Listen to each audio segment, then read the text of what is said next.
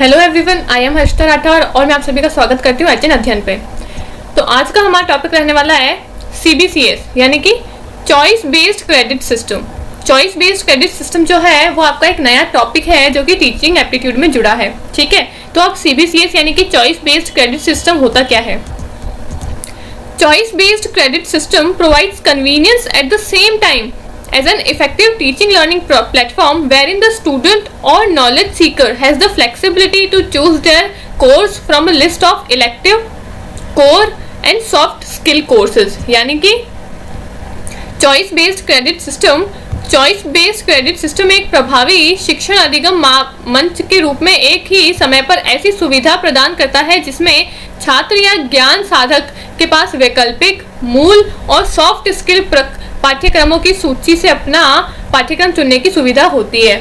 ठीक है, मतलब क्या बोला है, चॉइस बेस्ड क्रेडिट सिस्टम में जो भी लर्नर्स हैं उनके पास में ये चॉइस होती है कि वो कौन कौन से सब्जेक्ट को पढ़ना चाहते हैं, कौन कौन से पाठ्यक्रम को पढ़ना चाहते हैं, और वो अपने चॉइस के अकॉर्डिंग, अपनी इच्छा के अकॉर्डिंग अपने सब्जेक्ट को, अपने सिलेबस को चूज कर सकते हैं। ठीक है, in simple words it can be defined as a student centric approach to learning or achieving higher education। यानी कि सरल शब्दों में इसे अधिगम या उच्च शिक्षा प्राप्त करने के लिए एक छात्र केंद्रित दृष्टिकोण के रूप में परिभाषित किया जा सकता है। अब ये क्या है, जो सीबीसीएस है वो आपका कौन सा है? छात्र केंद्रित दृष्टिकोण है, यानी कि स्टूडेंट सेंट्रिक है। क्यों स्टूडेंट सेंट्रिक है?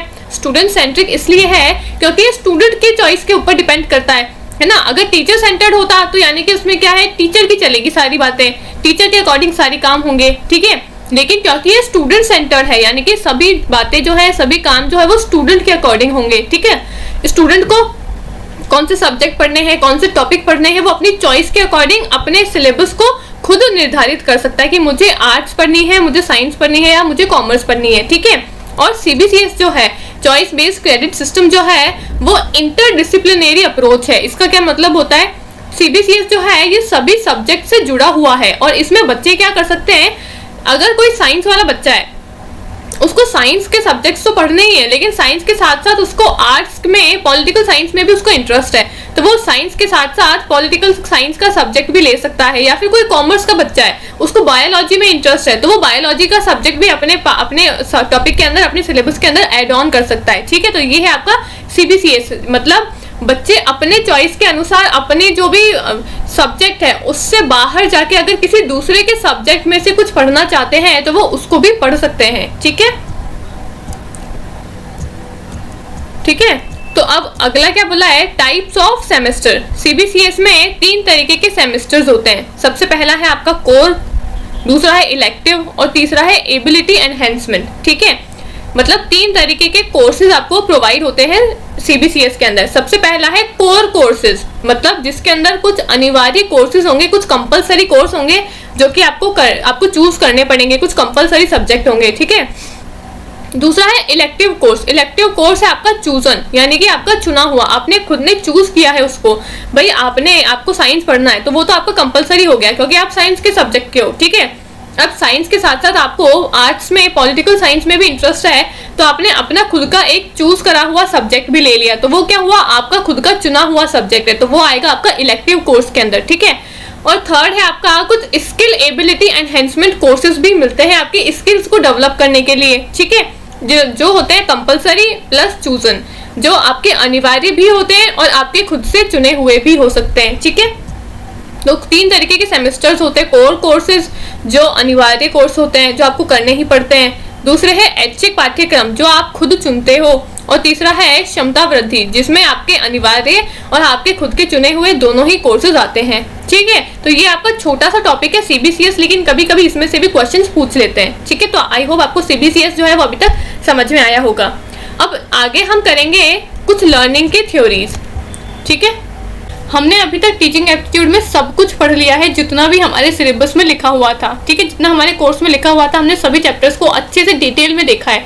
तो अगर आपने एक भी क्लास को अगर मिस किया है तो फटाफट से जाकर उस क्लास को पहले देख लो, क्योंकि जितने भी क्लासेस है ना सभी एक दूसरे से जुड़ी हुई है। ठीक है, तो अगर एक भी क्लास को आप मिस कर दोगे तो अगली क्लास को आपको समझने में दिक्कत आएगी। तो इसलिए कोशिश करना कि आप किसी भी क्लास को छोड़ो नहीं और सभी क्लास को अच्छे से प्रॉपरली आप समझने की कोशिश करो।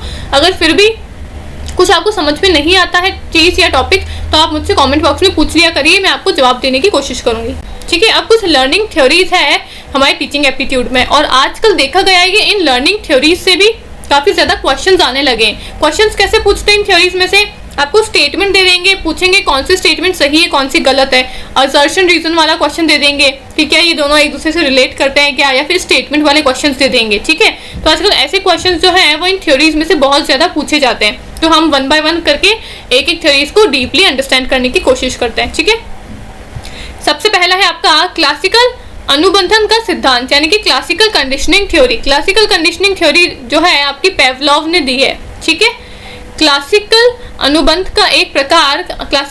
एक प्रकार का अनुबंध है जिसमें व्यक्ति प्रेरण की प्रतिक्रिया देता है जो ऐसी प्रतिक्रिया साधारणतया नहीं देता है। यानी कि classical conditioning is a type of conditioning in which an individual responds to stimulus that would not ordinarily get such a response। यानी कि क्लासिकल कंडीशनिंग थ्योरी में पेवलोव ने क्या बताया है कि हम ट्रेनिंग के थ्रू, ठीक है, किसी भी आदमी को ट्रेनिंग देके उसके बिहेवियर में हम चेंजेस ला सकते हैं। किसी भी आदमी को हम ट्रेनिंग देके उसके व्यवहार में हम बदलाव ला सकते हैं। ठीक है, तो हम सबसे पहले देखते हैं कि पेवलोव ने क्लासिकल कंडीशनिंग थ्योरी करने के लिए एक कुत्ते पे, जैसे कि आपको डॉग का यहाँ पे डायग्राम दिख रहा होगा, एक डॉग के ऊपर उसने एक्सपेरिमेंट किया था। ठीक है, तो सबसे पहले हम उस एक्सपेरिमेंट को पढ़ते हैं। सबसे पहले मैं आपको हिंदी में पढ़ के बताती हूँ कि क्या किया था वो एक्सपेरिमेंट में।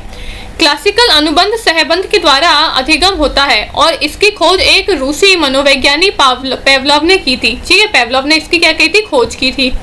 सरल शब्दों में किसी व्यक्ति अथवा पशु में एक नया शिक्षित प्रतिक्रिया देने के लिए दो प्रेरण आपस में जुड़े होते हैं। सालिवा के प्रवाह के लिए प्रेरक भोजन का स्वाद होता है, लेकिन कई बार यह सुनकर ही मुंह में पानी आ जाता है। अतः व्यवहार पाने के लिए एक परिस्थिति ने दूसरी परिस्थिति का स्थान ग्रहण किया है। फिर आगे क्या बोला है पेवलोव ने, इसमें अधिगम में अनुबंध और बिना बंधन की प्रेरणा शामिल होती है। यहाँ मांस बिना बंधन वाली प्रेरणा है। यह कुत्ते को एक खास व्यवहार करने के लिए प्रेरित करती है। जब बिना बंधन वाले प्रेरण से घटित होने वाली प्रतिक्रिया को बिना बंधन वाली प्रतिक्रिया कहा जाता है। घंटी एक अनुबंध प्रेरणा है। ठीक है, जब मांस के साथ घंटी को जोड़ दिया है तो यह ऐसी प्रतिक्रिया देती है जब वह अकेले बजाई जाती है। अब ये क्या कहा है, क्या एक्सपेरिमेंट किया है पेवलोव ने, वो देखते हैं। पेवलोव ने एक डॉग के ऊपर एक एक्सपेरिमेंट किया था। ठीक है, जिसमें पेवलोव ने क्या किया, एक डॉग को अपने पास में रखा कुछ दिनों तक, और जब भी वो उस डॉग को खाना देता, उस कुत्ते को जब भी वो खाना देता, तो खाना देने से पहले वो घंटी बजा देता। ठीक है, पहले वो घंटी बजाता यानी कि बैल बजाता, और फिर उसके बाद में जाके उस डॉग के सामने खाना रखता। ठीक है, कई दिनों तक उसने ये सेम प्रोसेस किया। फिर एक दिन लास्ट में उसने क्या किया, कुत्ते के सामने यानी कि डॉग के सामने सिर्फ घंटी बजाई, सिर्फ बैल बजाई, और बैल बजाने से ही डॉग के मुंह में पानी आना शुरू हो गया।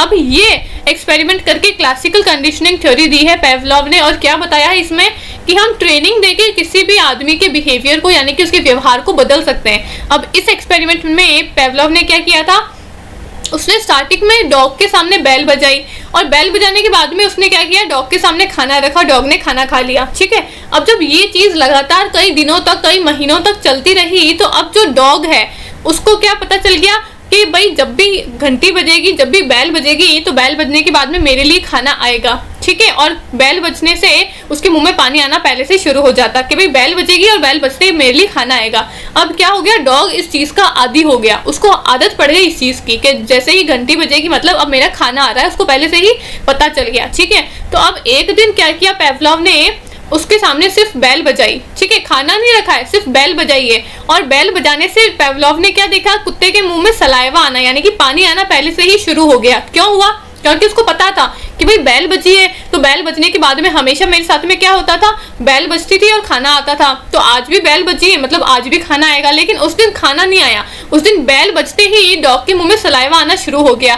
तो इससे पेवलोव ने क्या कहा कि हम किसी भी आदमी को, किसी भी इंसान को, किसी भी चीज को ट्रेनिंग के देके उसके व्यवहार में बदलाव ला सकते हैं, जैसे कि उन्होंने डॉग के व्यवहार में किया।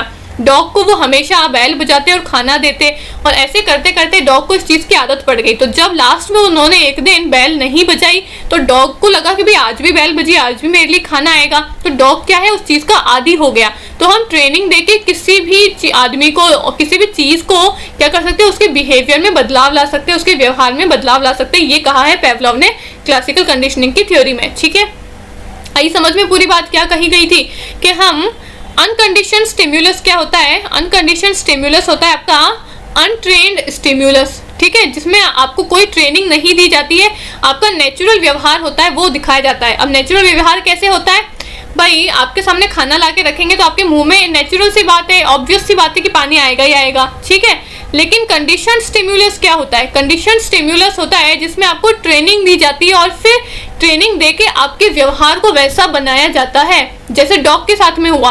उसको बैल बजाई, ठीक है, बैल बजाने के बाद में उसके सामने खाना रखा, तो अब क्या हुआ, डॉग को हमेशा से आदत हो गई कि बैल बजेगी और फिर खाना आएगा, बैल बजेगी और फिर खाना आएगा। ठीक है, तो जब भी बैल बजती तो पहले से ही उसके मुंह में पानी आना शुरू हो जाता। तो जब लास्ट वाले दिन पेवलोव ने उसके सामने खाना नहीं रखा, सिर्फ बैल बजाई, तो बैल की आवाज सुनते ही डॉग के मुंह में सलाइवा आना शुरू हो गया, पानी आना शुरू हो गया। ठीक है, तो ये है आपका अनकंडीशनड स्टिम्युलस, जिसमें हम किसी को भी कोई ट्रेनिंग नहीं देते हैं, वो उसका नेचुरल बिहेवियर होता है जो बाहर निकल के आता है। और कंडीशन स्टिम्युलस क्या होता है, जिसमें हम क्या करते हैं, किसी भी आदमी को चीज को ट्रेनिंग देके और फिर उसके व्यवहार में बदलाव लाने की कोशिश करते हैं। ये पेवलोव ने बताया अपने डॉग के साथ में एक्सपेरिमेंट करके। ठीक है, क्लासिकल कंडीशनिंग थ्योरी क्या कहती है कि हम ट्रेनिंग देके किसी के भी व्यवहार को बदल सकते हैं, जैसे कि पेवलोव ने डॉग के ऊपर एक्सपेरिमेंट किया और फिर हमको बताया। ठीक है, अब हम आते हैं दूसरी थ्योरी पे।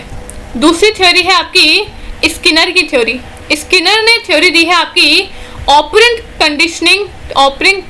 कंडीशनिंग थ्योरी, यानी कि स्फूर्त अनुबंधन। ऑपरेंट कंडीशनिंग थ्योरी में स्किनर ने क्या कहा है, specific consequences are associated with a voluntary behaviour, यानी कि जैसे पेवलोव ने तो क्या बताया था कि हम ट्रेनिंग देके किसी के भी व्यवहार को बदल सकते हैं। ठीक है, लेकिन स्किनर ने क्या बताया है, हम रिस्पॉन्स के थ्रू, है ना, जो भी रिजल्ट आता है उस रिजल्ट के थ्रू हम किसी के भी व्यवहार को बदल सकते हैं। अब रिजल्ट के थ्रू कैसे बदल सकते हैं, पढ़ के बताती हूँ ये भी। यहाँ एक खास व्यवहार के बाद इनाम या दंड मिलता है। ठीक है, आपने कोई भी व्यवहार किया, कोई भी एक्शन किया, कोई भी क्रिया की, तो क्रिया करने के बाद में आपको जो रिजल्ट आएगा ना, उसमें या तो आपको इनाम मिलेगा या फिर आपको दंड दिया जाएगा। ठीक है, और उसके आधार पे आपका जो व्यवहार है वो बदला जाएगा। ठीक है, स्फूर्त अनुबंध अधिगम की एक विधि है जो किसी व्यवहार के प्रति इनाम और दंड के साथ पूरी होती है। इसके जरिए व्यवहार और उसके परिणाम के साथ संबंध स्थापित किया जाता है, यानी कि here a particular behaviour is followed by a reward और punishment. Operant conditioning theory is a method of learning that take place with the reward and punishment for any behavior. Through this an association is made between behavior. ठीक है, मतलब क्या बोला इसमें Skinner ने कि हम किसी भी आदमी को रिवॉर्ड या पनिशमेंट देके, है ना, इनाम या फिर पनिशमेंट देके उसके व्यवहार में बदलाव ला सकते हैं। कैसे बदलाव ला सकते हैं, अब यहाँ पे चूहे का एग्जाम्पल दिया है। ठीक है, चूहे का एग्जाम्पल क्या दिया है, चूहे पकड़ने का जो पिंजरा होता है ना, जो केज होता है, उसके अंदर क्या करते हैं, उसके अंदर कुछ खाना रख दिया। ठीक है, अब चूहे ने देखा भी उसके अंदर खाना पड़ा है, तो चूहा जाएगा और जाके उस खाने को खाने की कोशिश करेगा। ठीक है, अब जैसे ही वो खाना खाने गया तो वैसे ही पिंजरे में क्या हुआ, वो कैद हो गया। ठीक है, अब कैद हो गया तो उसको क्या पता चला, उसके एक्शन से उसको क्या पता चला, उसको रिजल्ट मिला कि ये चीज़ जो है उसके साथ में गलत हुई है। ठीक है, गलत हुई है, तो अब जब भी वो दोबारा उसके सामने ऐसा कुछ होगा तो वो पहले से ही सतर्क हो जाएगा कि नहीं, ये इन लोगों की चालाकी है मुझे पकड़ने के लिए, अब मैं इनके चंगुल में नहीं फंसूंगा। ठीक है, तो मतलब क्या कह रहा है स्किनर ऑपरेंट कंडीशनिंग थ्योरी में कि आप किसी भी बच्चे को रिवॉर्ड या फिर पनिशमेंट देके, यानी कि आप किसी भी बच्चे को इनाम या फिर दंड देके उसके व्यवहार में बदलाव ला सकते हो। एक और एग्जाम्पल देके बताती हूँ। अगर किसी बच्चे ने किसी एग्जाम में टॉप किया है, ठीक है, फर्स्ट रैंक पे आया है वो, तो अगर कोई स्कूल या फिर कोई क्लास या क्लास का टीचर उसको, है ना, शाबाशी देता है या फिर उसको कोई अवार्ड देता है, तो बच्चा क्या होगा, खुश हो जाएगा, है ना, और उसको और, है ना, प्रेरणा मिलेगी अगली क्लास में भी फर्स्ट आने के लिए। ठीक है, और यहीं पे अगर कोई बच्चा गलत काम करता है या फिर कोई बदमाशी करता है क्लास के अंदर और टीचर अगर उसको पनिश करती है कि जाओ जाके बाहर हाथ खड़ा करके, है ना, हाथ ऊपर करके खड़े हो जाओ या फिर मुर्गा बन जाओ, ऐसे करके कोई पनिशमेंट देती है अगर टीचर उसको, तो उसको क्या पता चलेगा कि भाई उसको ऐसी गलती दोबारा रिपीट नहीं करनी है, दोबारा ऐसी गलती उसको वापस नहीं करनी है। ठीक है, तो इससे स्किनर ने कहा है कि हम किसी भी आदमी के व्यवहार में बदलाव ला सकते हैं उसके रिस्पॉन्स से यानी कि वो जो भी क्रिया कर रहा है उसके बाद में जो भी उसका रिजल्ट निकल रहा है। अब रिजल्ट या तो पॉजिटिव निकलेगा या फिर नेगेटिव निकलेगा। पॉजिटिव यानी कि या तो उसके फेवर में निकलेगा या तो उसकी भलाई के लिए होगा, जो उसको अच्छा लगेगा, या फिर नेगेटिव होगा जो उसकी भलाई के लिए नहीं होगा, जो उसको अच्छा नहीं लगेगा। ठीक है, तो जैसा भी रिजल्ट आता है उसकी क्रिया को करने के बाद में उस रिजल्ट के अनुसार हम किसी भी आदमी के व्यवहार में बदलाव ला सकते हैं। ठीक है, जैसे बच्चे ने कोई भी क्रिया करी, कोई भी एक्शन किया था और फिर ना पढ़ाई करने के बाद में वो टॉप आया, तो टॉप आने के बाद में उसको क्या मिला, रिवॉर्ड मिला, अवार्ड्स मिले। ठीक है ना, सबसे उसको प्रेजेस मिले, सबने उसकी तारीफ करी, तो उससे क्या हुआ, बच्चे क्या मिला, पॉजिटिव रिजल्ट मिला। पॉजिटिव रिजल्ट मिला तो अब क्या हुआ, उसके व्यवहार में बदलाव आया। और कैसा बदलाव आया कि अब दोबारा से जब एग्जाम होगा तो उसको उतनी ही मेहनत करनी है, उल्टा उससे ज्यादा मेहनत करनी है और अच्छे नंबर लेके आने हैं। ठीक है, लेकिन अगर यहीं पे उसने गलत काम किया था और उसको पनिशमेंट मिली थी तो अब उसके व्यवहार में वापस से बदलाव आएगा। कैसे बदलाव आया, उसने जो क्रिया करी उसके बाद में जो उसका परिणाम निकला ना, उस परिणाम के अनुसार उसको क्या पता चला कि मेरे को 2 थप्पड़ पड़े या फिर मेरे को बाहर मुर्गा बना दिया है मैडम ने,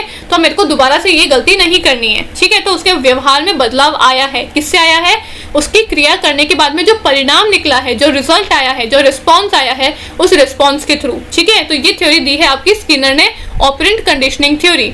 ठीक है, पेवलॉव ने क्या बताया कि हम ट्रेनिंग देके किसी भी आदमी के अंदर बदलाव ला सकते हैं।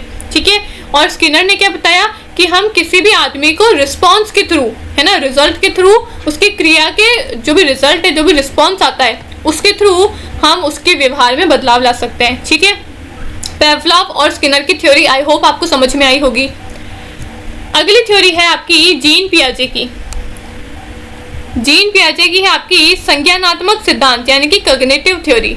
अब कॉग्निटिव वर्ड आ गया, मतलब दिमाग से जोड़ लो। बहुत बार बताया है मैंने अपनी पुरानी क्लासेस में कि जहां भी कॉग्निटिव वर्ड आ जाता है मतलब आपके दिमाग से रिलेटेड है ये थ्योरी। ठीक है, इसमें क्या बोला है, संज्ञानात्मक का अर्थ है कि व्यक्ति के विचार, समझ, व्याख्या और अपने वातावरण और स्वयं के बारे में विचारों अथवा विवेचनाओं की जानकारी होना।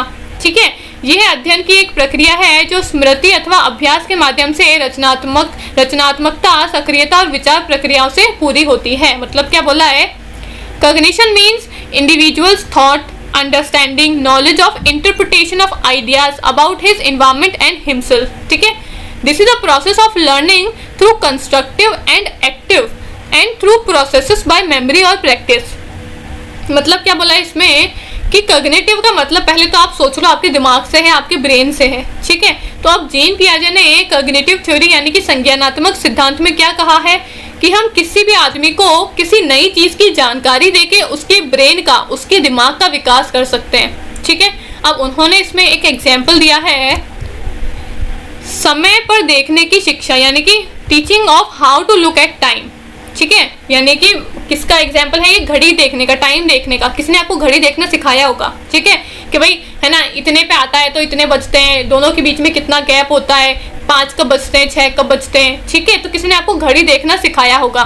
तो किसी ने आपको क्या करा, कोई नई चीज के बारे में आपको नॉलेज दी, आपको जानकारी प्रदान करी, और जानकारी से क्या हुआ, आपके दिमाग का विकास हुआ, आपके अंदर, आपके जो दिमाग है उसका विकास हुआ, आपके अंदर नई नॉलेज डेवलप हुई, है ना। तो ये कहा है किसने, जीन पियाजे ने, कि हम किसी भी इंसान को नई जानकारी देके उसके दिमाग का, उसके कॉग्निटिव ब्रेन का डेवलपमेंट कर सकते हैं। ठीक है, तो 3 थ्योरीज आगे समझ में।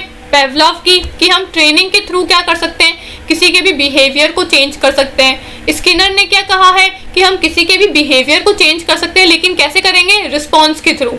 ठीक है, और फिर जीन पियाजे ने क्या कहा है अपनी कॉग्निटिव थ्योरी के अंदर कि हम किसी को भी कोई नॉलेज देके, कोई जानकारी देके उसके कॉग्निटिव माइंड का डेवलपमेंट कर सकते हैं, उसके दिमाग का विकास कर सकते हैं, कोई नई जानकारी प्रदान करके उसको। ठीक है, जैसे यहाँ पे घड़ी का एग्जाम्पल दिया था। ठीक है, पेवलॉव ने डॉग का एग्जाम्पल दिया था और स्किनर ने किसका दिया था, रैट का दिया था। ठीक है, सभी एग्जाम्पल्स भी मैं आपको देती जा रही हूँ ताकि आपको अच्छे से समझ में आए कि हाँ मैं बोलना क्या चाह रही हूँ। ठीक है,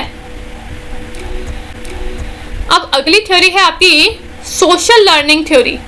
यानी कि सामाजिक अधिगम सिद्धांत। सोशल लर्निंग थ्योरी क्या कहती है? सामाजिक अधिगम सिद्धांत को अवलोकन अधिगम के नाम से भी जाना जाता है, यानी कि ऑब्जर्वेशनल लर्निंग के नाम से भी जाना जाता है। ठीक है, यह बताती है कि एक व्यक्ति किसी चीज के बारे में बताकर अथवा दूसरे लोगों के साथ जो हो रहा है उसे देखकर सीखता है। कोई व्यक्ति केवल अपने माता पिता, मॉडल, शिक्षक, मोशन पिक्चर्स, सहपाठी, बॉस, टीवी कलाकार इत्यादि को देखकर सीखता है। व्यवहार के कई पैटर्न को केवल दूसरों के व्यवहार को देखकर और उनके परिणामों का अवलोकन करके सीखा जा सकता है। मतलब क्या बोला है? सोशल लर्निंग थ्योरी को हम ऑब्जर्वेशनल लर्निंग थ्योरी भी कहते हैं। States that an individual learn by being told about something और observing what happen to others. दूसरों को ऑब्जर्व करके सीखते हैं। ठीक है, one can learn things by observing parents को, models, teachers, motion pictures, peers, bosses, TV artist etcetera. Many patterns of behaviors are learned by just watching the behavior of others and observing its consequences for them। ठीक है, अब इसमें क्या बोला है? Social learning theory को observational learning भी कहते हैं। ऑब्जर्वेशनल लर्निंग का मतलब क्या है? ऑब्जर्व करना। नाम से समझ में आया ना, हम दूसरों को क्या कर रहे हैं? ऑब्जर्व कर रहे हैं। ऑब्जर्व कैसे करेंगे? आपकी सोसाइटी में, आपके समाज में आपके टीचर्स हो गए, आपके पेरेंट्स हो गए, आपके रोल मॉडल्स हो गए, आपके कुछ जो आपको आर्टिस्ट अच्छे लगते हैं वो लोग हो गए, आप उनको देखोगे और फिर उनको देख के आप क्या करोगे? ऑब्जर्व करोगे और फिर दूसरों को देख के उनको ऑब्जर्व करके भी आपके व्यवहार में बदलाव लाया जा सकता है। ये कहती है सोशल लर्निंग थ्योरी, सामाजिक अधिगम का सिद्धांत। कैसे? आपने देखा कि आपका जो टीचर है वो बहुत अच्छा पढ़ाता है। ठीक है, बहुत अच्छा पढ़ाता है, बहुत इंटेलिजेंट है, बहुत दिमाग है उसके अंदर, तो आपके अंदर, आपके व्यवहार में क्या बदलाव आएगा कि जो मेरा टीचर है जिससे मैं पढ़ता हूँ वो बहुत इंटेलिजेंट है, तो इन फ्यूचर में मुझे भी उसके जैसा बनना है। ठीक है, या फिर आपने अपने पेरेंट्स को देखा कि आपके पेरेंट्स जो है वो बहुत ज़्यादा पंक्चुअल है। आपकी मम्मी जो है सुबह टाइम पे उठ जाती है, ठीक है, टाइम पे सारा काम करती है। आपके पापा जो है वो रात को टाइम पे खाना खा के टाइम पे घर पे आ जाते हैं, टाइम पे सो जाते हैं। ठीक है, तो बहुत ही ज़्यादा पंक्चुअल है अपनी टाइम टेबल को लेकर। ठीक है, तो आपने क्या सीखा उनसे कि मेरे पेरेंट्स जो है वो बहुत ज़्यादा पंक्चुअल हैं। ठीक है, सब है ना ठीक समय पर सब काम कर लेते हैं, तो आपके व्यवहार में भी बदलाव आया। आपने क्या देखा कि मुझे भी पंक्चुअल रहना है, मुझे अपना होमवर्क टाइम पे करना है, मुझे स्कूल टाइम पे जाना है, मुझे पढ़ाई टाइम पे करनी है, मुझे अपना काम जो है वो टाइम टू टाइम अच्छे से करना है जैसे मेरे पेरेंट्स करते हैं। ठीक है, तो आप क्या करते हो? जो भी आपके रोल मॉडल्स हैं, आपके टीचर्स हैं, आपके पेरेंट्स हैं, आपके समाज में जो भी लोग हैं, आप उनको देखते हो, उनको ऑब्जर्व करते हो और उनको ऑब्जर्व करने के बाद में आप उनसे भी सीखते हो ना। आपके पेरेंट्स से कितना कुछ सीखते हो, अपने टीचर से सीखते हो, अपने फ्रेंड्स से सीखते हो। ठीक है, अब जरूरी नहीं है कि सीखना मतलब आप कुछ अच्छी ही चीजें सीखोगे। अब आपके कुछ फ्रेंड्स हैं जो गलत है, ठीक है, जिनका कुछ आदतें हैं जो गलत है। ठीक है, तो आप अगर उनकी संगत में रहोगे तो आप गलत भी सीख सकते हो। तो सीखने का ये मतलब नहीं है कि आप सिर्फ अच्छा ही सीखोगे, सही ही सीखोगे। आप जिसके साथ में जैसा रहोगे उसके व्यवहार को आप वैसा ही ऑब्जर्व करोगे और जैसा आप देखोगे वैसा ही आपके व्यवहार में फिर बदलाव आ जाएगा। तो वो बदलाव जो है वो नेगेटिव और पॉजिटिव, सही गलत कैसे भी हो सकते हैं, लेकिन दूसरों को ऑब्जर्व करके, आपकी सोसाइटी में, समाज में जो भी लोग हैं उनको ऑब्जर्व करके आप सीखते हो, अपने व्यवहार में बदलाव ला सकते हो। ठीक है, और क्या बोला यहाँ पे? Behaviour of others and observing it consequences for them. उनके जो कॉन्सिक्वेंसेज हैं, यानी कि जो परिणाम आते हैं, उन परिणामों से भी आप सीखते हो। ये भी हमने किया था ना ये ऊपर स्किनर वाली थ्योरी में कि भाई जो भी आपने क्रिया करी उसका जो भी परिणाम आया है उस परिणाम से भी आपका व्यवहार में बदलाव आते हैं। तो अगर आपके किसी दोस्त ने कोई गलत काम किया, ठीक है, कोई गलत काम करने के बाद में अगर उसको उसका परिणाम गलत भुगतना पड़ा तो आपके व्यवहार में क्या बदलाव आ जाएगा कि नहीं, मुझे ऐसा कभी नहीं करना है अपनी लाइफ में। ठीक है, आपने अगर किसी दोस्त को देखा उसने कोई अच्छा काम किया, बहुत अच्छे है ना स्कूल में उसका एडमिशन हो गया, या उसने है ना फर्स्ट लेवल पे आया है क्लास के अंदर, या फिर टॉप किया है उसने, तो आपके बिहेवियर में क्या बदलाव आएगा कि भाई ये फर्स्ट क्लास में है ना उसने टॉप किया है, फर्स्ट रैंक पे आया है, तो सभी लोग इसकी तारीफ कर रहे हैं, इसके घर वाले भी खुश हो गए इसको देख के, उसके पेरेंट्स वगैरह, उसके टीचर्स भी खुश हैं उससे। तो भाई अब अगले क्लास में तो मेरे को भी इतनी मेहनत करनी पड़ेगी, मेरे को भी फर्स्ट आना पड़ेगा, है ना। तो दूसरों के व्यवहार के साथ साथ, दूसरों को ऑब्जर्व करने के साथ साथ उनका जो व्यवहार का परिणाम निकलता है उस परिणाम से भी आपके व्यवहार में बदलाव आ सकता है। ये कहती है सोशल लर्निंग थ्योरी।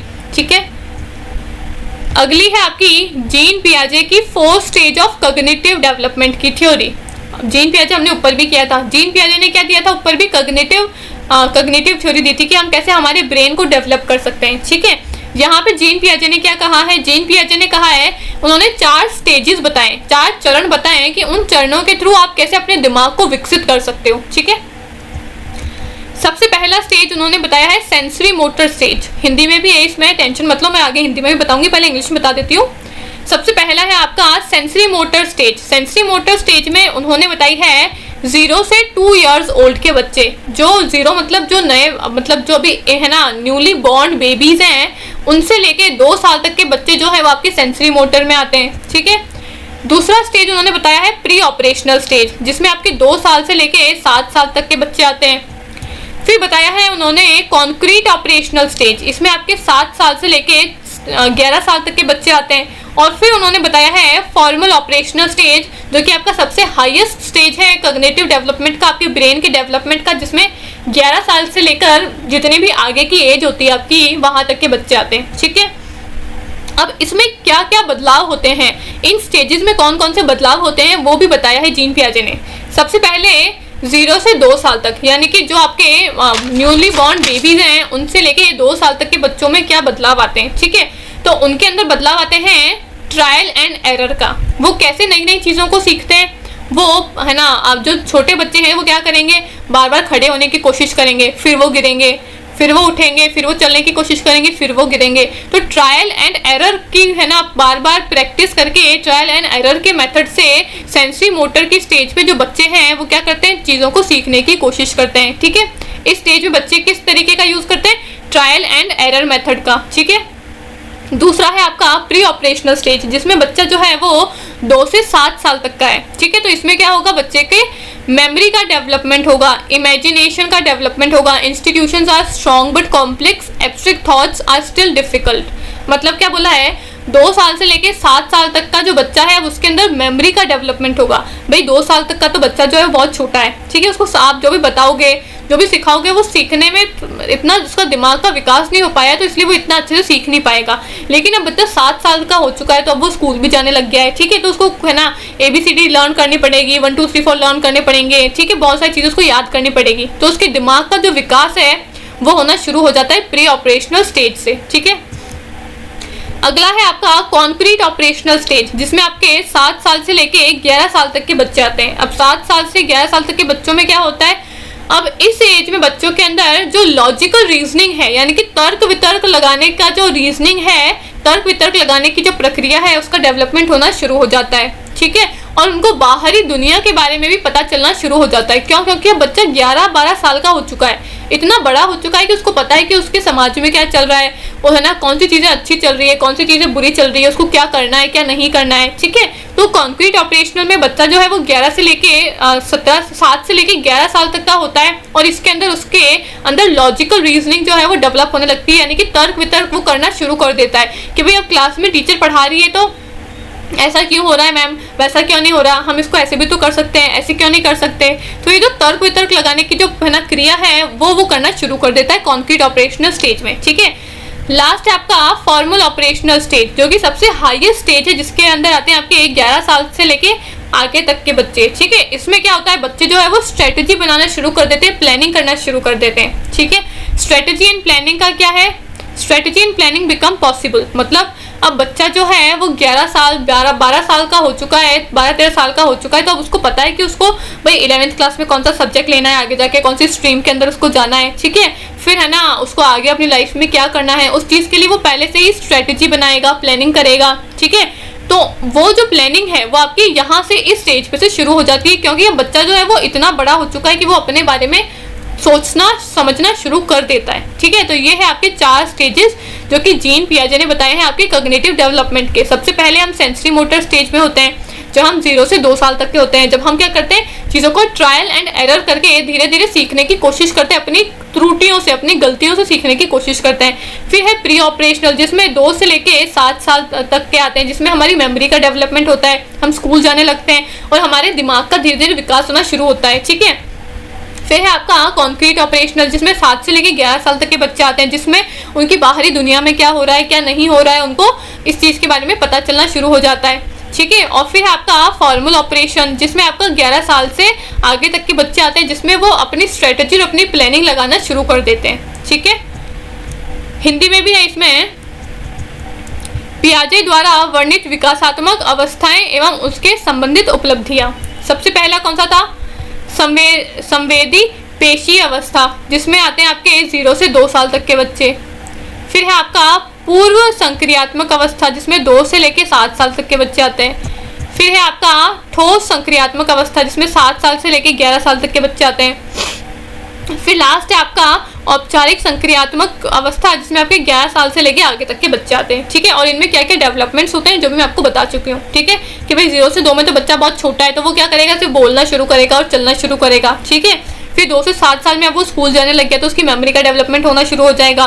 फिर 7 से 11 साल के बच्चे में क्या होगा, अब वो इतना बड़ा हो चुका है कि उसको पता है उसके समाज में क्या चल रहा है, उसकी दुनिया में क्या चल रहा है। ठीक है, तो वो है ना इमेजिनेशन करना शुरू कर देता है। और फिर बाद में आपका औपचारिक संक्रियात्मक जो है स्टेज, जो अवस्था है, वो सबसे हाईएस्ट अवस्था होती है आपकी कॉग्निटिव डेवलपमेंट की, आपके ब्रेन की डेवलपमेंट की, जिसमें बच्चा जो है वो 11 साल से लेके आगे तक के एज में आता है। और इसमें बच्चा जो है वो प्लानिंग करना, स्ट्रेटेजी करना, अपनी लाइफ के बारे में सोचना समझना शुरू कर देता है। ठीक है, ये किसने दिया है, आपके जीन पियाजे ने दिया है कॉग्निटिव डेवलपमेंट की थ्योरी में। ठीक है, अगली थ्योरी है आपकी थ्योरी ऑफ मल्टीपल इंटेलिजेंस। ये दी है आपकी हार्वर्ड गार्डनर ने। ठीक है, मल्टीपल इंटेलिजेंस का मतलब क्या बताया इसमें हार्वर्ड गार्डनर ने, कि एक तरीके की इंटेलिजेंस नहीं होती है। इंटेलिजेंस जो है वो कई तरीके की होती है, मतलब सिर्फ एक ही तरीके की समझ नहीं होती है। यानी कि दुनिया में अलग अलग लोगों के अंदर अलग अलग तरीके के टैलेंट होते हैं। एक तरीके का टैलेंट नहीं है कि भाई जो आदमी है ना सिर्फ पढ़ाई में अच्छा है वही है ना सब चीज़ों में अच्छा है। नहीं,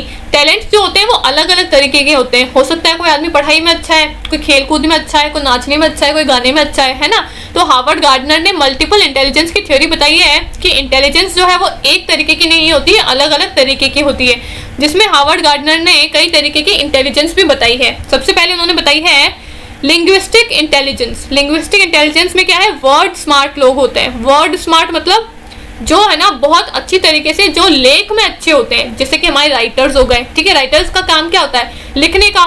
ठीक है, तो वो वर्ड स्मार्ट लोग हैं, वो उनके अंदर लिंग्विस्टिक इंटेलिजेंस है। ठीक है, दूसरा है आपका लॉजिकल मैथमेटिकल इंटेलिजेंस, जो कि नंबर एंड रीजनिंग स्मार्ट होते हैं। जो बच्चे आपके मैथ्स में, रीजनिंग में स्मार्ट होते हैं वो लॉजिकल मैथमेटिकल इंटेलिजेंस होती है उनके अंदर। ठीक है, तीसरा है स्पेशल इंटेलिजेंस। स्पेशल इंटेलिजेंस क्या है, पिक्चर स्मार्ट लोग होते हैं। पिक्चर स्मार्ट कौन, फोटोग्राफर्स हो गए, मॉडल्स हो गए, ये पिक्चर स्मार्ट लोग होते हैं। फोटोग्राफर्स को पता होता है ना कि मुझे कौन से एंगल से पिक्चर लेनी तो अच्छी आएगी, गोरी आएगी, है ना। तो पिक्चर स्मार्ट लोग होते हैं आपके स्पेशल इंटेलिजेंस वाले। ठीक है, नेक्स्ट है आपकी बॉडीली काइनेस्थेटिक, जो कि आपकी बॉडी स्मार्ट होते हैं। अपनी बॉडी को कैसे ट्रेन करना है उसकी इंटेलिजेंस होती है उनके अंदर। जैसे कि आपके डांसर्स हो गए, कि कौन से मूव्स कैसे करने हैं, कितने अलग अलग तरीके के डांस होते हैं, वो डांस को कैसे करना है, हाथ कैसे चलाने हैं, पाँव कैसे चलाने हैं, सब उनको पता होता है। ठीक है, अपनी बॉडी में वो बहुत ही ज़्यादा एक्सपर्ट होते हैं, बॉडीली स्मार्ट लोग होते हैं, इसलिए उनको बॉडीली काइनेस्थेटिक इंटेलिजेंस कहा जाता है। ठीक है, फिर है आपका म्यूजिकल इंटेलिजेंस, जो कि म्यूजिक में अच्छे होते हैं, जैसे कि सिंगर्स हो गए आपके। ठीक है, नेहा कक्कर, अरिजीत सिंह हो गए आपके। ठीक है, 6 है आपका इंटरपर्सनल इंटेलिजेंस। इंटरपर्सनल इंटेलिजेंस कौन होते हैं, अब इंटरपर्सनल और इंट्रापर्सनल दो चीजें हैं। ठीक है, इंटरपर्सनल जो दूसरों के बारे में है, इंट्रापर्सनल जो खुद के बारे में है। तो इंटरपर्सनल इंटेलिजेंस कौन सी हो गई, जो पीपल स्मार्ट लोग होते हैं, जो दूसरों को बहुत अच्छे से पहचान सकते हैं, दूसरों को बहुत जल्दी ऑब्जर्व कर लेते हैं, दूसरों को पहचान सकते हैं, भाई ये ऐसे कर रहा है तो ये क्यों कर रहा होगा, ऐसा है ना, इसके पीछे इसका क्या दिमाग होगा। ठीक है, तो वो इंटरपर्सनल इंटेलिजेंस वाले लोग जो होते हैं वो पीपल स्मार्ट लोग होते हैं। जैसे कि आपके राइटर्स।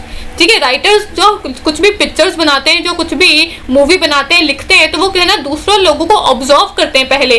ठीक है, भाई कोई क्या वो उसको ऑब्जर्व करेंगे, कोई टीचर है तो टीचर कैसे पढ़ाता होगा वो उसको ऑब्जर्व करेंगे, डॉक्टर है तो डॉक्टर को ऑब्जर्व करेंगे। यानी कि वो दूसरों को बहुत अच्छी तरीके से समझने की उनके अंदर क्षमता होती है, कैपेसिटी होती है। ठीक है, तो वो होते हैं आपके इंटरपर्सनल इंटेलिजेंस वाले लोग। फिर है आपका इंट्रापर्सनल, जो कि खुद को बहुत ज़्यादा अच्छी तरीके से समझ सकते हैं। सेल्फ स्मार्ट लोग होते हैं, जो खुद को अपने आप को बहुत अच्छी तरीके से समझ सकते हैं। वो होते हैं आपके मोटिवेटेड लोग, यानी कि मोटिवेशनल स्पीकर्स, जो खुद की कहानी के बारे में बताते हैं, खुद की दास्तां बताते हैं, मेरी ज़िंदगी में ऐसा ऐसा हुआ, मैंने इतने दुख देखे, आज मैं इस मुकाम पर हूँ, है ना, ऐसे कुछ बताते हैं ना। वो इंट्रापर्सनल लोग होते हैं जो खुद को बहुत अच्छी तरीके से समझ सकते हैं। ठीक है, फिर है आपका अगला 8th वाला नेचुरलिस्टिक इंटेलिजेंस, जो कि नेचर स्मार्ट लोग होते हैं, जो नेचर को बहुत अच्छी तरीके से पहचान सकते हैं। आपके बॉटनी वाले स्टूडेंट्स, कोई अगर बॉटनी का स्टूडेंट ये देख रहा होगा तो वो रिलेट कर सकता है, वो नेचुरलिस्टिक इंटेलिजेंस है उसके अंदर, ठीक है। जो कि समझ सकते हैं, वो दूर से देख के पहचान लेते हैं कि अच्छा ये कौन सा फ्लावर है, ये कौन सा पेड़ है, ये कौन सी मिट्टी से उगता है, ये कौन सी मिट्टी से उगता है ना, फिर ये उगने के बाद में कौन से कलर का फूल निकालेगा, ये कौन से कलर की पत्तियां निकालेगा। ऐसे सब जो नेचुरल स्मार्ट जो लोग होते हैं ना, नेचर स्मार्ट लोग जो होते हैं, वो होते हैं आपके नेचुरलिस्टिक इंटेलिजेंस वाले लोग, ठीक है। तो ये कुछ इंटेलिजेंस बताई थी किसने, हार्वर्ड गार्डनर ने, जिसमें उन्होंने कहा है कि इंटेलिजेंस जो होती है, टैलेंट जो होता है वो एक तरीके का नहीं होता है कि भाई जो आदमी पढ़ने में अच्छा है वही सब चीज़ों में अच्छा है, नहीं। इंटेलिजेंस जो होती है वो कई तरीके की होती है, जैसे कि linguistic, logical, spatial, bodily kinaesthetic, musical, interpersonal, intrapersonal और नेचुरलिस्टिक इंटेलिजेंस, ठीक है। भाषाई स्मार्ट लोग, ठीक है। दूसरा है लॉजिकल मैथमेटिकल इंटेलिजेंस, फिर है स्पार्टियल इंटेलिजेंस, स्पेशल इंटेलिजेंस, फिर है बॉडीली काइनेस्थेटिक वाली, फिर है 5th आपकी म्यूजिकल इंटेलिजेंस, 6th है आपकी इंटरपर्सनल, 7th है इंट्रापर्सनल और 8th है प्रकृतिवादी बुद्धिमान, ठीक है। तो ये जितनी भी थ्योरीज है ये बहुत ही इंपॉर्टेंट है आपकी टीचिंग एप्टीट्यूड को लेकर। कई बार इससे बहुत सारे क्वेश्चंस पूछे जाते हैं, तो आई होप आपको सभी थ्योरी समझ में आई होगी। सबसे पहले हमने क्लासिकल कंडीशनिंग थ्योरी करी थी, जिसमें हमने पेवलॉव की थ्योरी देखी थी। पेवलॉव ने बताया था कि हम किसी को भी ट्रेनिंग देके उसके व्यवहार में बदलाव ला सकते हैं, ठीक है। फिर अगली हमने करी थी स्किनर की थ्योरी, करी थी। स्किनर ने क्या बताई थी, ऑपरेंट कंडीशनिंग थ्योरी, कि हम रिस्पॉन्स के थ्रू, कोई भी आदमी कोई भी क्रिया करता है, उसका जो भी रिस्पॉन्स आता है ना, उस रिस्पॉन्स के थ्रू उसके बिहेवियर को हम बदल सकते हैं, उसके व्यवहार में बदलाव ला सकते हैं, ठीक है। अगली थ्योरी हमने देखी थी जीन पियाजे की। जीन पियाजे ने अगली थ्योरी अपनी बताई थी कॉग्निटिव थ्योरी, जिसमें उन्होंने बताया था कि हम किसी भी आदमी को किसी भी नई चीज के बारे में जानकारी प्रदान करके उसके दिमाग का विकास कर सकते हैं, ठीक है। जैसे इसमें उन्होंने घड़ी का एग्जाम्पल लिया था, पेवलॉव ने डॉग का एग्जाम्पल लिया था, डॉग पे एक्सपेरिमेंट किया था, और स्किनर ने किस पे किया था, रैट के ऊपर किया था, ठीक है। फिर अगली हमने कही थी सोशल लर्निंग, यानी कि सामाजिक अधिगम का सिद्धांत, जिसमें उन्होंने बताया था कि हम सोसाइटी के अंदर, समाज के अंदर लोगों को ऑब्जर्व करते हैं, ठीक है। उनको ऑब्जर्व करने के बाद में उनकी क्रियाओं का जो परिणाम आता है, जो कॉन्सिक्वेंसेज आते हैं, उससे भी हम सीखते हैं, ठीक है। जैसे हमारे टीचर्स को, पेरेंट्स को, रोल मॉडल्स को ऑब्जर्व करते हैं, ठीक है। फिर हमने कही जीन पियाजे की 4 स्टेजेस करे थे कॉग्निटिव डेवलपमेंट के, sensory motor, pre operational, concrete operational और फॉर्मल ऑपरेशन, ठीक है।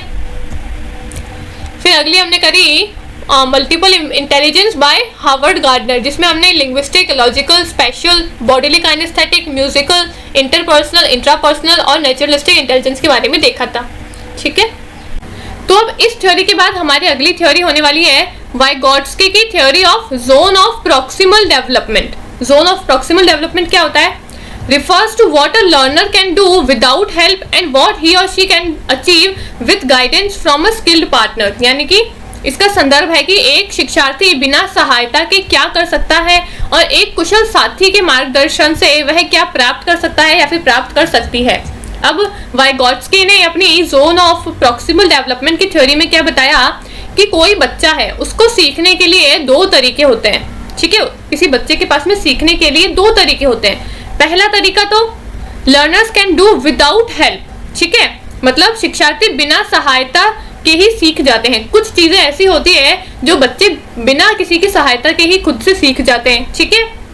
और दूसरा तरीका है can achieve with the guidance from a skilled partner, यानी कि एक कुशल साथी के मार्गदर्शन से वह कुछ चीजें सीखते हैं। यानी कि कुछ चीजें तो बच्चे बिना किसी के मार्गदर्शन से, बिना किसी के गाइडेंस से ही सीख जाते हैं, बिना किसी के सिखाए हुए ही खुद से ही सीख जाते हैं। लेकिन कुछ चीजें ऐसी होती है जो उनको दूसरों से सीखने की जरूरत पड़ती है। तो यही बताया है वाइगॉट्स्की ने अपनी theory of zone of proximal development में कि किसी भी बच्चे को सीखने के लिए 2 तरीके होते हैं। पहला तरीका जो वो खुद से चीजों को सीख जाता है, उसको किसी दूसरे की जरूरत नहीं पड़ती है, और दूसरा तरीका जिसमें वो दूसरों की हेल्प लेके अपने जो भी स्किल्ड पार्टनर्स हैं, जो भी कुशल साथी हैं उसके, उनसे मदद लेकर और फिर सीखने की कोशिश करता है। तो ये 2 तरीके बताए हैं वाइगॉट्स्की ने लर्निंग के, ठीक है।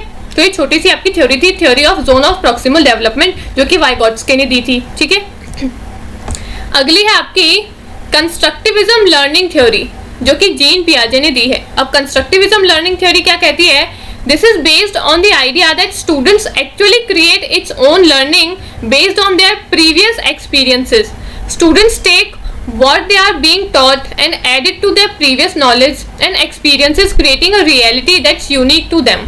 मतलब क्या बोला इसका? यह इस विचार पर आधारित है कि छात्र वास्तव में अपने पिछले अनुभवों के आधार पर अपनी शिक्षा का निर्माण करते हैं। छात्रों को जो सिखाया जा रहा है उससे लेते हैं और इससे अपने पिछले ज्ञान और अनुभव में जोड़ते हैं, एक वास्तविकता बनाते हैं जो उनके लिए अद्वितीय है। ठीक है, अब इसमें क्या बोला है जीन पियाजे ने कंस्ट्रक्टिविज्म की थ्योरी में कि बच्चे कैसे सीखते हैं, अपनी पुरानी नॉलेज से जोड़ जोड़ के नई नॉलेज बना के और फिर चीजों को सीखते हैं। कैसे सीखते हैं? जो भी बच्चे के पास में पुरानी नॉलेज है, ठीक है, उसके साथ में वो आप जो भी उसको नई नॉलेज दे रहे हो वो पुरानी नॉलेज के साथ में अपनी प्रीवियस नॉलेज के साथ में अपने पुराने एक्सपीरियंसेस के साथ में उन नई नॉलेज को क्या करेगा, जोड़ेगा और फिर उसको जोड़ जोड़ के नई नॉलेज बनाएगा। ठीक है, जैसे कि मैं एग्जांपल लेती हूँ, आप जब छोटे थे तो आपने ABCD बनाना सीखा होगा, ठीक है, ABCD लिखना सीखा होगा।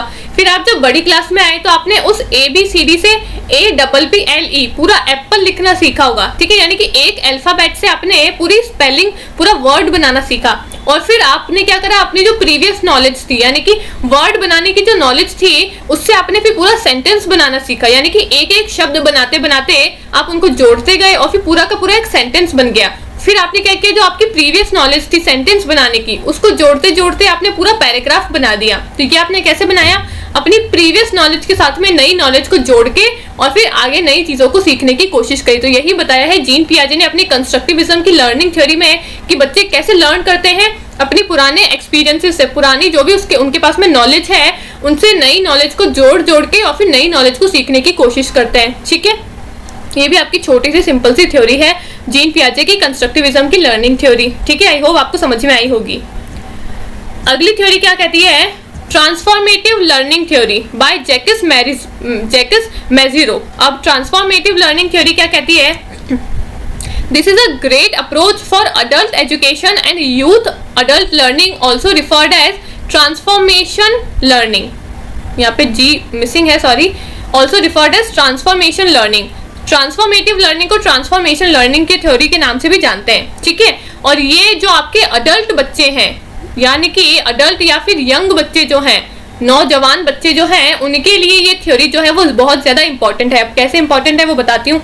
Transformation learning theory focus on the idea that learners can adjust their thinking based on new information. ठीक है, overall theory says that our world view is changed the more we learn which helps us grasp new concept and ideas. मतलब क्या बोला इसमें, यह वयस्कों के लिए एक बढ़िया तरीका है शिक्षा और युवा वयस्क शिक्षा को परिवर्तन सीखने के रूप में भी संदर्भित किया जा सकता है। परिवर्तन सीखने का सिद्धांत इस विचार पर केंद्रित है कि शिक्षार्थी नई सूचनाओं के आधार पर अपनी सोच को समायोजित कर सकते हैं। कुल मिलाकर ये क्या कहना चाहता है, सिद्धांत कहता है कि हमारा विश्व दृष्टि जितना अधिक हम सीखते हैं उतना ही बदल जाता है। नव आधारण और नव विचारों को समझने से हमारी मदद करता है। मतलब क्या कहना चाहता है ये थ्योरी में जैकस मेजिरो ट्रांसफॉर्मेटिव लर्निंग थ्योरी में क्या कहता है कि ये थ्योरी जो है ट्रांसफॉर्मेटिव लर्निंग थ्योरी जो है वो आपके अडल्ट बच्चों के लिए और जो यंग बच्चे हैं, नौजवान बच्चे जो हैं, उनके लिए बहुत ज्यादा इंपॉर्टेंट है। क्यों? क्योंकि इसमें जैकस मेजिरो ने बताया है कि टीचर्स को अपने बच्चों को ऐसी नॉलेज देनी चाहिए, ऐसी जानकारी देनी चाहिए, उनको ऐसा पढ़ाना चाहिए, ऐसा सिखाना चाहिए जिससे वो क्या कर सके, अपने समाज में, अपने देश के अंदर बदलाव ला सके। ठीक है, तो बोला है ना यहाँ पे, overall theory says that our world view is changed more we learn, कि जितना हम सीखेंगे उतना ही ज्यादा हमारी सोच जो है वो बदलेगी। ठीक है, विच helps us grasp new concept and idea. ठीक है, जितना ज्यादा हम सीखेंगे उतनी ही ज्यादा हमारी जो दिमाग में सोचने समझने की जो एरिया है वो उतना ही ज्यादा और बढ़ेगा। ठीक है, दिमाग का विकास होगा तो उससे क्या होगा, हम नए कंसेप्ट, नए आइडियाज को और अच्छे से सीख पाएंगे। तो यही बताया है जैकस मेजिरो ने अपनी ट्रांसफॉर्मेटिव लर्निंग थ्योरी में कि बच्चों को हमको ऐसी नॉलेज देनी चाहिए, ऐसी जानकारी देनी चाहिए जिसका प्रयोग करके वो क्या कर सके, अपने समाज के अंदर, अपने देश के अंदर ट्रांसफॉर्मेशन ला सके, पूरा चेंज ला सके। ठीक है, अगली थ्योरी है आपकी एक्सपीरियंशियल लर्निंग थ्योरी। ये क्या कहती है, it focus on learning by doing. Using this theory students are encouraged to learn through experiences that can help them retain information and recall facts. मतलब एक्सपीरियंशियल लर्निंग थ्योरी जो है वो learning by doing पे focus करती है। Experiential learning ये कहती है, एक्सपीरियंशियल लर्निंग थ्योरी ये कहती है कि बच्चे को, टीचर को एक ऐसा बनाना चाहिए कि वो खुद से चीज़ों को करके फिर सीखे। ऐसा नहीं है कि टीचर ने सब पका पकाया उसको दे दिया और उसने सिर्फ जाके उसको घर पे सिर्फ होमवर्क कर लिया, उसका सिर्फ कॉपी में लिख लिया। नहीं, टीचर को अपने स्टूडेंट को ऐसा बनाना चाहिए कि वो चीज़ों को खुद से करके और फिर सीखे। जितना ज़्यादा बच्चे खुद से करके सीखेंगे उतना ही ज़्यादा उनको चीज़ें अच्छे से समझ में आएगी। ठीक है, हिंदी में क्या लिखा है, हिंदी में पढ़ के बताती हूँ। यह करके सीखने पर केंद्रित है। ठीक है, कि बच्चे ज्यादा से ज्यादा चीजों को खुद से करके और फिर सीखें। प्रयोग करके इस सिद्धांत में छात्रों को ऐसे अनुभवों के माध्यम से सीखने के लिए प्रोत्साहित किया जाता है जो उन्हें जानकारी बनाए रखे और तथ्यों को याद रखने में मदद कर सकते हैं। ठीक है, कि भाई हम बच्चों को ऐसी चीजें करनी चाहिए जिससे वो नई नई चीजों को सीख सकते हैं, नई नई इन्फॉर्मेशन को रिटेन कर सकते हैं, यानी कि नई इन्फॉर्मेशन को ले सकते हैं, नई जानकारी को प्राप्त कर सकते हैं, और रिकॉल फैक्ट्स यानी कि और उस जानकारी को याद भी कर सकते हैं। बच्चों को ऐसी चीजें खुद से करके सीखनी चाहिए। ठीक है, तो एक्सपीरियंशियल लर्निंग थ्योरी क्या कहती है कि बच्चों को ऐसी चीजें करनी चाहिए या फिर टीचर को बच्चों को ऐसा बनाना चाहिए जिससे बच्चे खुद से चीजों को करके और फिर सीखने की कोशिश करें। उससे क्या होगा, बच्चा ज्यादा से ज्यादा चीजों को सीखने की कोशिश करेगा और उसको ज्यादा अच्छे से चीजें समझ में आएगी। तो ये है आपकी एक्सपीरियंशियल लर्निंग थ्योरी। ठीक है, तो ये थी आपकी आज की सारी थ्योरीज। आई होप आपको समझ में आई होगी। हमने बात करी एक्सपीरियंशियल थ्योरी की। एक्सपीरियंशियल लर्निंग थ्योरी क्या कहती है कि जितना ज्यादा बच्चे खुद से करके एक्सपीरियंस लेंगे उतना ही उनको अच्छे से चीजें समझ में आएगी। ठीक है, फिर एक हमने करी थी उससे पहले ट्रांसफॉर्मेटिव लर्निंग थ्योरी। इसमें क्या कहते हैं, जैक मेजिरो कि टीचर को अपने बच्चों को ऐसी नॉलेज देनी चाहिए, ऐसी जानकारी देनी चाहिए जिससे वो अपने समाज को, अपने सोसाइटी को, अपने देश को बदल सकते हैं, उसमें ट्रांसफॉर्मेशन ला सकते हैं, उसमें बदलाव ला सकते हैं। ठीक है, उससे पहले हमने करी थी constructivism learning theory by Jean पियाजे, जिसमें जीन पियाजे ने कहा था कि बच्चे कैसे सीखते हैं, अपनी पुरानी नॉलेज को जोड़ जोड़ के नई नॉलेज बना के और फिर सीखने की कोशिश करते हैं। ठीक है, और उससे पहले हमने करा था वाइगोत्स्की की theory of zone of proximal development, जिसमें वाइगोत्स्की ने बताया था कि सीखने के दो तरीके होते हैं। पहला तरीका तो बच्चे है ना खुद से ही चीज़ों को सीख जाते हैं बिना किसी की मदद के। दूसरा तरीका होता है जिसमें बच्चे दूसरों की मदद लेके और फिर सीखने की कोशिश करते हैं। ठीक है, तो ये सभी थी आपकी कुछ थ्योरीज। अब हम देखते हैं आगे कुछ क्वेश्चंस को। ठीक है, अब थ्योरीज तो हमने कर लिया, अब देखते हैं उनसे रिलेटेड क्वेश्चंस कैसे आते हैं। सबसे पहला है आपका सीबीसीएस से रिलेटेड क्वेश्चन। अभी हमने करा है सीबीसीएस का टॉपिक, तो आई होप आपको समझ में आया होगा और ये क्वेश्चन भी आप अच्छे से खुद से ही कर पाओगे।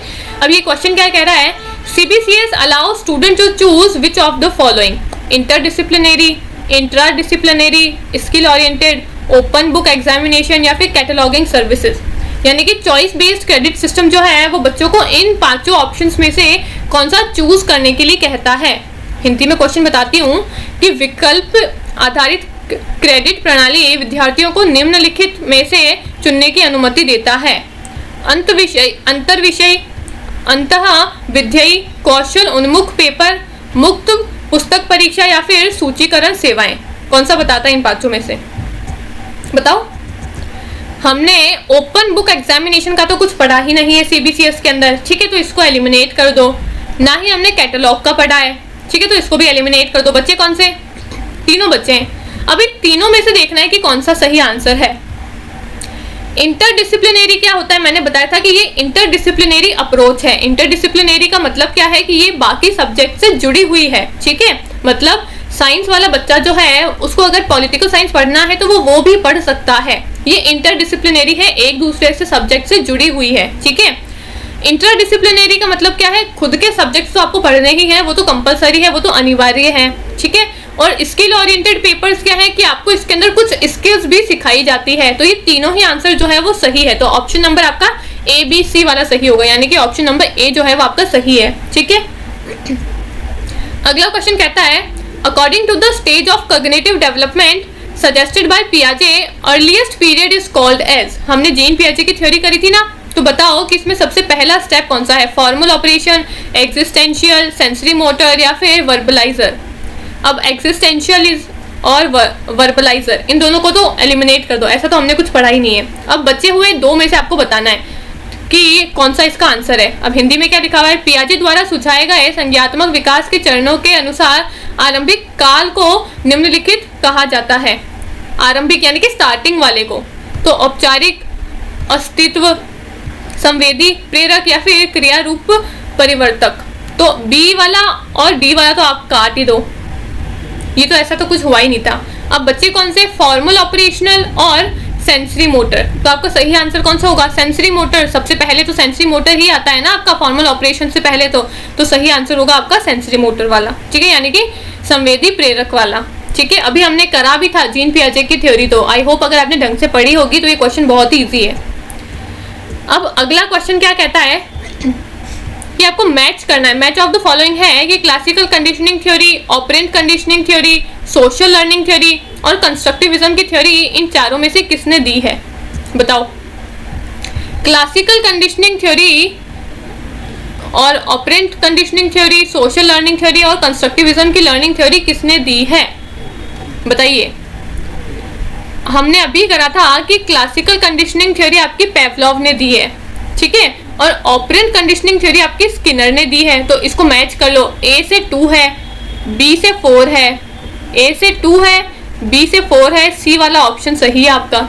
सिंपल सी थ्योरी हो गई। फिर सी से फर्स्ट है यानी कि सोशल लर्निंग थ्योरी में एल्बर्ट बंदूरा ने दी थी ये वाली, और डी का थर्ड यानी कंस्ट्रक्टिविज्म किसने दी थी, वाइगोत्स्की ने दी थी, ठीक है। तो अभी अगर आपको ये दो भी आते होंगे ना, क्लासिकल कंडीशनिंग और ऑपरेंट कंडीशनिंग वाले, जो हमने अभी स्टार्टिंग में ही थ्योरीज पढ़ी थी दोनों, पेवलोव की और स्किनर की, है ना, अगर ये दो भी आती होगी तो ये क्वेश्चन बहुत ही ईजी है। पेवलोव की क्या पढ़ी थी हमने, पेवलोव ने बताया था कि हम ट्रेनिंग के थ्रू किसी के भी बिहेवियर को चेंज कर सकते हैं, जिसमें उसने डॉग का एग्जाम्पल दिया था। और स्किनर का हमने क्या बताया था, स्किनर ने बोला था कि हम रिस्पॉन्स देके, यानी कि कोई भी आदमी जो क्रिया करता है उसका जो भी रिजल्ट आता है, जो भी सही या गलत रिजल्ट आता है, उस रिजल्ट के थ्रू हम किसी के भी बिहेवियर को चेंज कर सकते हैं, ठीक है। तो अगर नीचे की दो भी नहीं आती, ऊपर की दो भी आती है, तो आपका आंसर जो है वो सी आंसर इजीली बन जाएगा, ठीक है। हिंदी में क्या बोला है, क्लासिकल अनुकूल, क्रिया प्रसूत अनुकूल, सामाजिक अधिगम सिद्धांत और फिर संरचनावाद, ठीक है। तो इसका सही आंसर है आपका सी ऑप्शन, ठीक है। अगला क्वेश्चन क्या बोला है, eight which level of teaching main focus is laid on capturing and systematic presentation of ideas and information, यानी कि अध्यापन के किस स्तर में मुख्य जोर विचार और सूचना को ग्राह्य करने और उसके व्यवस्थित प्रस्तुतिकरण पर होता है।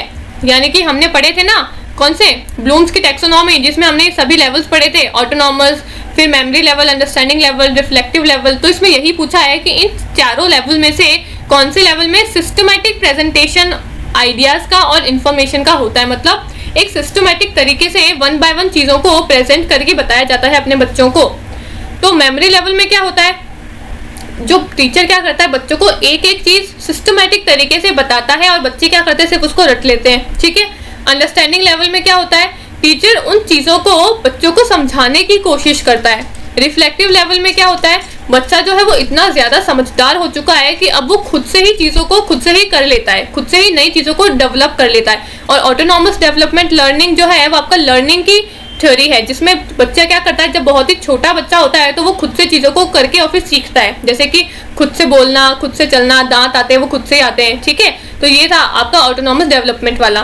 तो अब इन तीनों में से टीचिंग, ये तीनों जो है अंडरस्टैंडिंग, मेमोरी और रिफ्लेक्टिव जो है वो आपकी टीचिंग के लेवल्स थे, मैंने बताए भी थे आपको। और टीचिंग लर्निंग के लेवल्स हैं ये चारों, और टीचिंग के लेवल्स है आपका ए, बी और सी, ठीक है। तो इसका सही आंसर होगा आपका मेमोरी लेवल, यानी कि स्मृति स्तर पे। स्मृति स्तर पे क्या करता है, टीचर जो है बच्चे के सामने एक सिस्टमैटिक तरीके से 1 बाय 1 चीजों को प्रेजेंट करता है, ठीक है, कि भाई पहले ए आएगा, फिर बी आएगा, फिर सी आएगा, ऐसे बच्चे को बता देगा और फिर बच्चा क्या करेगा, ए बी सी डी ऐसे का ऐसा ही रट लेगा, ठीक है।